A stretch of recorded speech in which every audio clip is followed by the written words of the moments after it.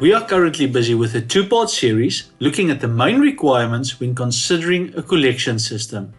In part 1, we looked at the main requirements from a user, the collector or the operator's perspective when considering a collection system. Today, in part 2, we will be looking at the main requirements from business when considering a collection system. And as always, for those of you who do not know me yet, my name is Perry De Jager and I'm the head of Collections and Call Center Solutions at Principa. In part 1, we looked at the user of a collection system and which requirements are crucial to them. We touched on an easy-to-use web-based interface, the availability of information, multi-language capability, live tracking of KPIs, and self-service service desk.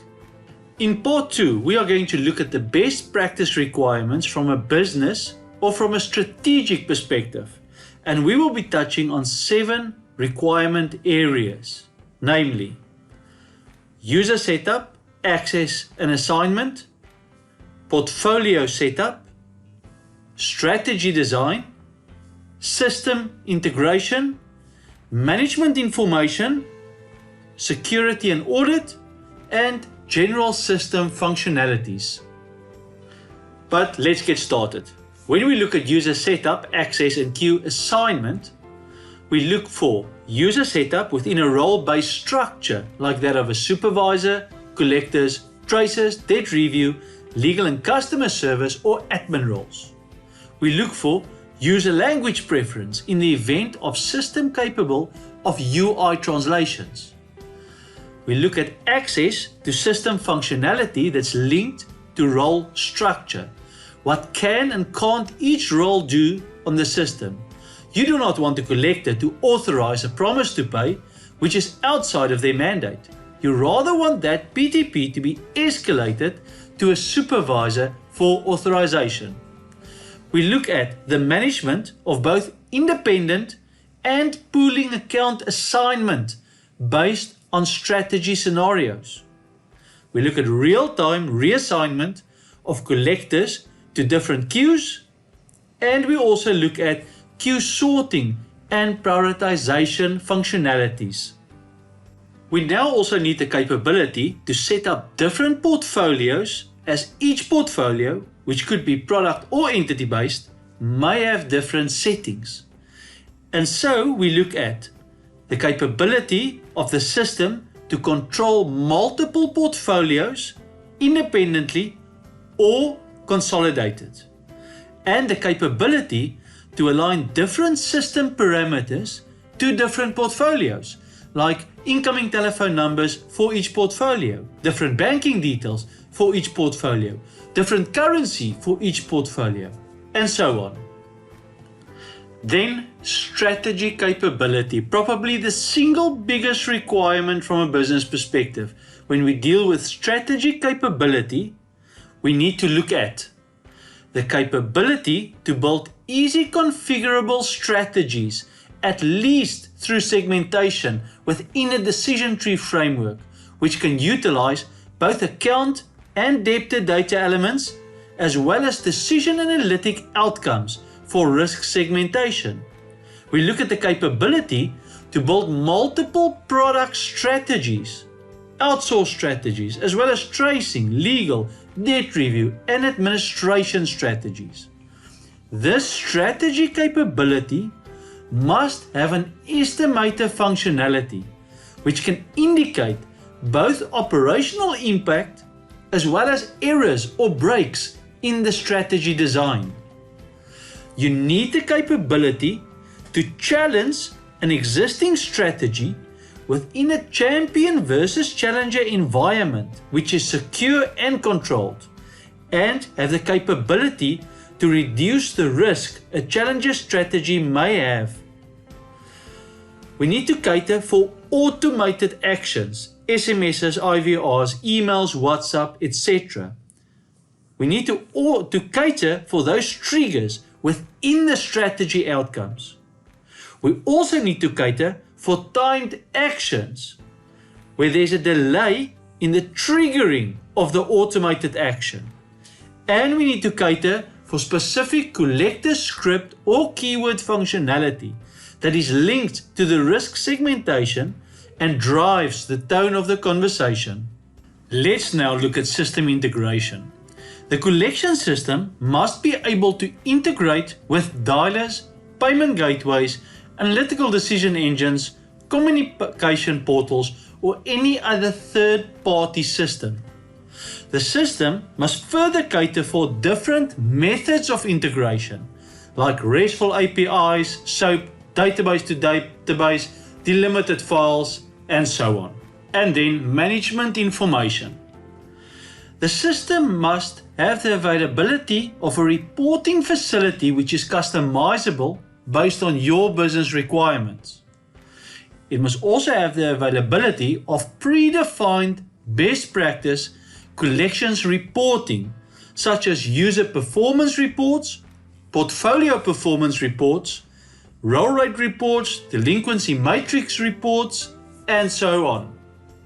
This reporting facility must be an open source reporting database. In order for third-party reporting tools like Microsoft Power BI, SAP Crystal Reports, or Tableau to consume the required data. But it is extremely important that this management information functionality includes live management and supervisor dashboards. Dashboards are vital in the daily management of an organization. Let's look now at security and audit. The system must have full security controls with additional login requirements like two-factor authentication or facial recognition or fingerprint recognition for added security. There must be full audit control in terms of all actions taken, date and time stamped, by users as well as automated system-driven or self-service interactions. And lastly, we will look at general system requirements. The system must have inbound call search capabilities, utilizing several search fields to assist the user in allocating accounts. The system must have the capability to manage call campaigns throughout the day. Standardized capturing of collection actions will assure data integrity and future analytic capability. It must also have once-off as well as a recurring PTP functionality. It must employ the concept of PTP grace day parameters as well as broken promise management. The system will also need the capability to manage different arrangement types like repayment plans, rescheduling arrangements, or settlements. And it must have the capability to capture call notes. It must manage communication script templates and have the capability to draw data elements into these scripts. It must store the history of contact information. It must capture and store clean data for descriptive and predictive analytics capability. And as a result of this new dawn that we are living in, it must have a web-based or system app access. This will also be important elements when doing contingency and work overflow planning. Users must be able to utilize the system anyplace and be bound to the system-specific strategies and matter assignment. Then digital collections. The importance of digital collections is undeniable. Digital self-service collections is not a nice to have. It is the new normal. You either get onto the train or your company will stay behind. If we look at some statistics on this, 77% of customers report having used a self-service portal. The source of that is Microsoft. 70% of consumers say they prefer messaging over calling. The source, IBM Watson. 67% of respondents prefer self-service over speaking to a company representative. The source, Zendesk. more than 60% of US customers say their go-to channel for inquiries is a digital self-service tool, such as a website, a mobile app, or online chat. And the source of this is American Express Customer Service Barometer.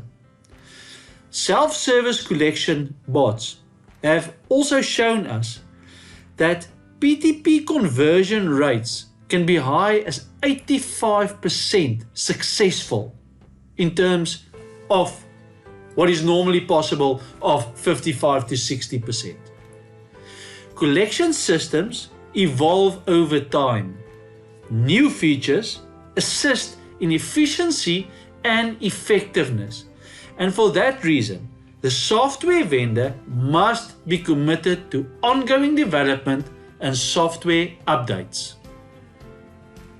If you now take part 1 and part 2, you will have a comprehensive list of best practice requirements which can be utilized when assessing your current collection system or your RFP journey for a new system.